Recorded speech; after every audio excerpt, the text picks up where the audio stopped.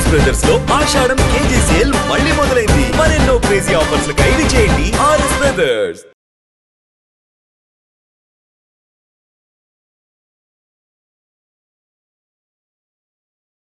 ఊటిని ఇంట్లో కూర్చున్నాడు అలాగే అంటాడులే అని అలాగే జనరలైజ్ చేస్తాడు. నిన్న కలిసినోడు అదవా, రేపు కలిసినోడు ఎవడానికి మంచివాడు అవ్వచ్చు కదా. మొత్తం ఒక్కడి మీద ఉండే బ్యాడ్ ఒపీనియన్ టోటల్గా ప్రపంచం మీద నమ్మకం పోతే అలాగే అందరూ అదే అది అలా అనుకుని ఊరికినే కబురు పంపించాను. ఒకసారి మీట్ అవుదాం అంటున్నాడు. సరే నేను ఎక్స్పెక్ట్ చేసింది ఒక 15-20 రోజుల తర్వాత మరి తప్పదని మనం ఇంకో 2-3 సార్లు చేస్తే మర్యాదకి మీట్ అవుతాడు, ఏదోటి అయిపోతుంది పోన్లే అని అనుకున్నాను. హాఫ్ అన్ అవర్లో బ్యాక్ వచ్చింది కాల్. ఎప్పుడు కలుద్దాం అనుకుంటున్నారు? నేను ఫ్రీయే, నేను కాల్ ఎప్పుడైనా సరే ఓకే, నేను మళ్ళీ కనుక్కొని చెప్తాను సార్. మళ్ళీ ఒక హాఫ్ అన్ అవర్ తర్వాత అన్నపూర్ణలో షూటింగ్ జరుగుతుంది, ఇక్కడ రాగలరా అని అడుగుతున్నారు. టక్కుమంటే వెళ్ళాను. వెళ్తే ఎవడు అనుకుంటా షూటింగ్ జరుగుతుంది, ఫేవర్లో ఉన్నాడు. ఫేవర్లో ఉన్న దాని మీద ఏదో సాంగ్లో రెయిన్ సీక్వెన్స్. ఓకే, అంటే ఎంత ఇరిటేషన్ ఉంటుంది. కూర్చున్నాడు, టక్కుమంటే వెళ్ళగానే లేచాడు, 2 సార్లు అన్నాడు, చైర్ ఆఫర్ చేశాడు. మేకప్ రూమ్లో ఆ మిర్రర్కి ఎదురుకుండా కొంచెం హైట్లో ఉంటుంది చైర్, విజిటర్స్కి ఒక 2 చైర్ల కింద ఉంటాయి. తను అక్కడ కూర్చున్నాడు, నాకేమి ఈ చైర్ చెప్పాడు. మేనేజర్ బయటికి వెళ్ళిపోయాడు. టక్కుమంటే ఆ చైర్ దిగి ఇక్కడ వచ్చి పక్కన ఈ చైర్లో కూర్చోడు. అంటే కంటిన్యూ వర్కౌట్ అవుతుంది అనమాట. ఏంటి సార్ అన్నాడు. కాదు ఇలాగ ఒక సబ్జెక్ట్ ఉంది, ఐడియా సబ్జెక్ట్గా లేదు నేను చెప్పాను, బట్ ఒక 15-20 మినిట్స్ నరేషన్ ఇవ్వగలను, ఏమేమి అవుతుంది, నీకు ఇంట్రెస్ట్ ఉంది అసలు ఫస్ట్ నాతో పని చేయడానికి? అదేంటి అలా అంటున్నారు అన్న. కాదు నేను ఇప్పుడు అంత ఫోర్స్లో లేను అని చెప్పేసి మొమ్మటం వద్దు నాకు, జస్ట్ రాయను, ఎప్పుడు చెప్పగలరా అన్నాడు. నీ ఇష్టం, నాకు 20 మినిట్స్ ఎప్పుడు దొరికితే అప్పుడు చెప్పగలను. మేనేజర్ని పిలిచాడు. పిలిచి మిస్ గారు కథ చెప్తా అంటున్నారు, ఎప్పుడు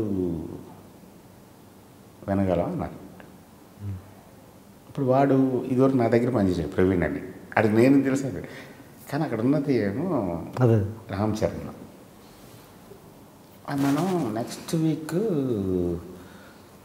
అది ఎక్కడ చెప్పాలి అర్థం కావట్లేదు.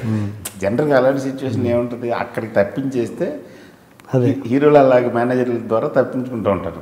అవును, ఇక్కడ మీరు అంటే అదేంటి ఎల్లుండి సండే ఫ్రీ కదా మనం, మార్నింగ్ 10:30 ఆడికి అప్పుడు అర్థమైంది బాగా సీరియస్గా ఉన్నాడు. తక్కువంటే వెళ్ళి 10:30కి వెళ్ళగానే కూర్చున్నాడు. చాలా ఎఫెక్షనేట్ పర్సన్, చరణ్ అంటే అంతగానే ఇష్టం. కూర్చుని చెప్తే మూమెంట్స్ బాగున్నాయి సార్, ఇందులో బాగుంది, మనం చేసేస్తాం, అప్పకి ఎప్పుడు చెప్తారన్నాడు. ఏంటండి అప్పకి ఎప్పుడు చెప్తారు? నాన్న అప్ప అంటాడు. అప్ప అంటారు ఆయన. ఓకే అంటే ఓకేనా నువ్వు అంటే, లేదు నాకు ఓకే, ప్రాబ్లం లేదు, అప్పకి చెప్పనా. మళ్ళీ ఇప్పుడు ఆయన సెంట్రల్ మినిస్టర్ అప్పటికి, ఇది మళ్ళీ ఒక 1 మంత్ అవుతుంది అంటే ఆల్మోస్ట్ 2 డేస్ తర్వాత ఆ మీటింగ్ సెట్ అయింది. ఆ మీటింగ్లో కూర్చోగానే పొద్దున్న 8 o'clock అని చెప్పి కూర్చోగానే అన్నారు చిరంజీవి గారు, ఫస్ట్ నువ్వు ఏం చెప్పావో వాడు ఏమన్నాడో నాకు తెలియదు, కానీ పక్కన న్యూస్ పేపర్ ఉందన్న, సరస్వతీదేవి మీద ఒట్టేసి చెప్తున్నాను నేను, మనం ఈ సినిమా చేస్తున్నాం, అది ఫిక్స్ అయిపోయి ఇప్పుడు చెప్పు కదా అని. అది నాకు ఆ ఒక్క మాట ఎంత బూస్ట్ ఇస్తుంది అలాంటి స్టేట్లో, అందుకనే అంత ఎమోషనల్ అవ్వాల్సి వచ్చింది. ఓకే, ఆ టైంలో ఎవరు ఉంటుంది? ఇప్పుడు మేమా ఫైటర్స్, రెగ్యులర్ సినిమాలు తీసో రెగ్యులర్ దాంట్లోకి వెళ్ళి లేకపోతే హీరోల చుట్టూ తిరిగి చేతులు కట్టుకుని ఆడు ఏం చెప్పినా మనం నవ్వి ఆడు చాలా గొప్పడు అని భజన చేసే బ్యాచ్ కాదు. పోనీ out and out tight screen place తోటి కమర్షియల్ సినిమా తీసి ఒప్పించగలిగే జోను కాదు. నేను ఒక విచిత్రమైన జోన్లో ఉన్నాను, నాకు అర్థమవుతూ ఉంటుంది. ఇందులో మళ్ళీ నాకు నచ్చితేనే నేను చేయగలను, లేకపోతే నేను చేయలేను. నాకు నచ్చితేనే నేను చేస్తాను అని అనట్లేదు, నాకు నచ్చితేనే నేను చేయగలను అని. అదే. సో ఎలాగో అనే టైంలో అంత పెద్ద పర్సను అసలు ఆయనకి ఏ రకంగా అవసరం లేదు, ఆయనకి కానీ చరణ్కి హ్యాపీగా చెప్పుండొచ్చు, సార్ డెఫినెట్గా చేద్దాం, మీరు స్క్రిప్ట్లు చెప్తూ ఉండండి, నేను ఎప్పుడైనా కన్విన్స్ అయితే డెఫినెట్గా చేస్తానని అనొచ్చు, which is the norm of the day. But just ఒక 10-15 మినిట్స్ చెప్తే దానికి టక్కమంట ఇద్దరు ఓకే చేసి ఆ మీటింగ్లోనే చిరంజీవి గారు ఓకే ముందే ఓకే చెప్పేసారు కదా, అది బూస్ట్ ఇచ్చింది నాకు. అదే గిల్ట్ ఉంది, నేను ఏ హీరోతో సినిమా చేసినా ఆ హీరోకి సావనీర్ లాగా ఉంది సినిమా. ఒక్క చరణ్కి ఇవ్వలేకపోయాను, నెక్స్ట్ ఇయర్ ఇస్తాను. ఆ గిల్ట్ ఉంది, ఆ గిల్ట్ ఫీల్ అవుతుంది ఉంది, 100% ఇస్తాను. Charan deserves it. Memorable, most memorable film ఇస్తాను. మళ్ళీ ఇవ్వడానికి రెడీ ఉన్నారా వాళ్ళు? చేద్దాం అనుకుంటున్నాం. ఓకే. అంటే మీరు ప్రతి హీరోకి వాళ్ళ కెరీర్లో మరపురాని సినిమా అంటే డెఫినెట్గా ఒక మైల్ స్టోన్ కానీ సినిమా ఇచ్చారు. ప్రభాస్ గారికి మిస్టర్ పర్ఫెక్ట్ కానీ, నెక్స్ట్ మన అల్లు అర్జున్ గారి అసలు కెరీర్ టర్నింగ్ ఆర్య అనేది, దాని తర్వాత డీజే ఇచ్చారు, నెక్స్ట్ మన ఎన్టీఆర్ గారికి బృందావనం అని బ్లాక్ బస్టర్ ఇచ్చారు. రామ్ చరణ్ గారికి గేమ్ చేంజర్ కొంచెం నిరాశపరిచింది. భవిష్యత్తులో అంటే రామ్ చరణ్ ఫ్యాన్స్ కానీ అందరూ దిల్ రాజు గారు మళ్ళీ రామ్ చరణ్కి ఒక బ్లాక్ బస్టర్ ఇవ్వాలని కోరుకుంటున్నారు సార్. ఆ ప్రయత్నాలు ఏమన్నా మొదలుపెట్టారు మళ్ళీ? అంటే ఇప్పుడు చరణ్తో ఏ స్క్రిప్ట్ విన్నా ఈ స్క్రిప్ట్ ద్వారా చరణ్కి ఎలా అప్రోచ్ అవ్వచ్చు, ఎలా ఇది కథ చెప్పొచ్చు అని ఆలోచిస్తున్నాను లాస్ట్ 4 months నుంచి. అంటే ఇప్పుడు నాకు 2026లో ఇప్పుడు తమ్ముడు రిలీజ్ అయిన తర్వాత ఇంకొక సినిమా ఉంది, ఆకాశం దాటి వస్తావు, ఆ 2 ఇప్పుడు రిలీజ్ అయిపోతాయి ఇయర్లో.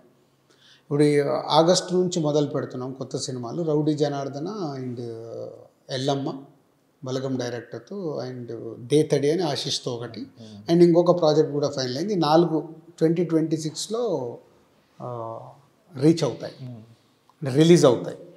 సో 2026లో మొదలై 27లో రిలీజ్ అయ్యే సినిమాలు ఒక 6 స్క్రిప్ట్స్ చేసి పెట్టుకున్నాం, వాళ్ళు ఫైనల్ స్టేజ్లో ఉన్నాం 6 స్క్రిప్ట్లు.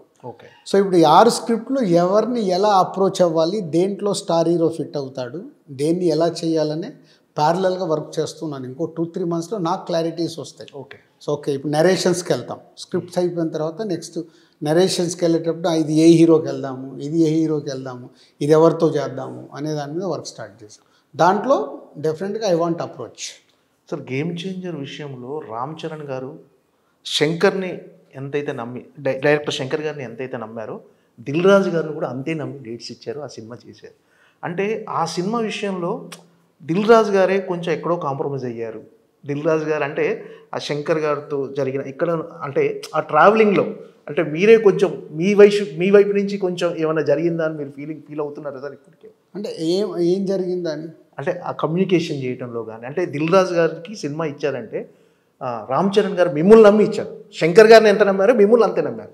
అంటే మీ విషయంలో అంటే మీరేమన్నా గిల్ట్ ఫీల్ అవుతున్నారు? నాకు ఒక రిగ్రెట్ అయితే ఉంది. రిగ్రెట్ ఏంటంటే అది ఇప్పుడు శంకర్ గారు లాంటి ఒక పెద్ద డైరెక్టర్తో నేను ఇప్పటి వరకు సినిమాలు చేయలేదు. నాకు 1-to-1 మాట్లాడుకునే డైరెక్టర్లతో నేను సినిమాలు చేశాను. 1-to-1 ఇట్లా కూర్చొని నాకు ఇది అనిపిస్తుంది ఏంటి మార్పులు చేర్పులు ఉన్నా కూడా చెప్తారు, ఏదున్నా అక్కడైనా చెప్తాను. ఎడిటింగ్లో ఇప్పుడు శంకర్ గారితో సినిమా అనుకున్నప్పుడు శంకర్ గారు నాకు కథ చెప్పడము ఒక 45 minutes. మామూలుగా శంకర్ గారు ప్రొడ్యూసర్లకు కథ కూడా చెప్పరంట, నాకు ఎవరో చెప్పిన న్యూస్ అది. సో కథ చెప్పడము, కథ విన్న తర్వాత చరణ్కి నేను చెప్పి అప్పుడేంది కోవిడ్లో జూమ్లో వీడియో కాల్లో శంకర్ గారు చరణ్కి కథ చెప్పడం, అందరం ఓకే అనుకున్న తర్వాత ప్రాజెక్టు ఎలా వెళ్దాము ఏంటి అని. యాక్చువల్ సినిమా స్టార్ట్ చేసి ఫట్మని 2023 సంక్రాంతికి రిలీజ్ కావాల్సిన సినిమా ఓకే అనుకుంది. సంక్రాంతి ఆర్ సమ్మర్ అప్పుడు మేము పెట్టుకుంది 1 year to 1.5 yearలో చేయాలి, ఎగ్జాక్ట్లీ ఎలక్షన్స్ కంటే ముందు. ఓకే. తెలుగు స్టేట్స్లో కానీ సెంట్రల్ ఎంపీ ఎలక్షన్స్ కంటే ముందు ఈ సినిమా రిలీజ్ అవుతే ఆ పొలిటికల్ యాంగిల్, ఈ పాయింట్స్ అన్నీ ఆడియన్స్కు రీచ్ అవుతాయి అనే దాంట్లో ఎగ్జైట్మెంట్ నాకు. సో ఈ షూటింగ్ స్టార్ట్ అవ్వడం అన్నీ ఇంకా ప్రాసెస్ మొదలైన తర్వాత అన్నీ ఒకటి డిస్టర్బెన్స్లు స్టార్ట్ అవుతున్నాయి. ఒకటి కాదు, అవన్నిటినీ బ్యాలెన్స్ చేసుకుంటూ వెళ్తూ సినిమా కంప్లీట్ చేశాను. రిజల్ట్ రాలేదనే రిగ్రెట్ నాకు ఎక్కువ ఉండిపోయింది. అంటే ఇలాంటి ఒక బ్యానర్కి 50th ఫిలిం డెఫినెట్గా ఒక బ్లాక్ బస్టర్ ఇవ్వబోతారు చరణ్ గారితో మీరు. రావాలి అంటే ఇలా మిస్ఫైర్ అవ్వబోతుంది అని ముందు నుంచే చిన్న 6th సెన్స్.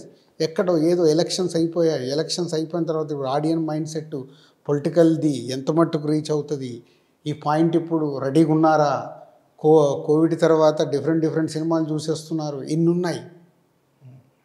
ఇవన్నిట్లో అర్థమవుతూ ఉంది. ఒక 6th సెన్స్, ఒక డిస్టర్బ్ దానికి బడ్జెట్ ఎక్కడికో వెళ్ళిపోయింది, రెవెన్యూ రికవరీ అంత కనిపించట్లేదు, థియేట్రికల్ రెవెన్యూలో తేడా ఉంది.